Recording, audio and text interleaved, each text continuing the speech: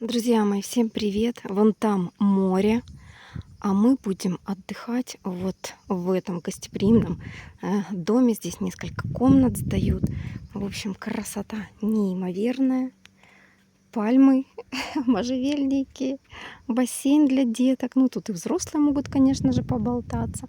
Вот такой дом, антенна, кондиционер. В общем, все есть, что нужно для отдыха. Наша комната наверху. А я вам буду показывать подробнее в своих следующих выпусках. Добро пожаловать!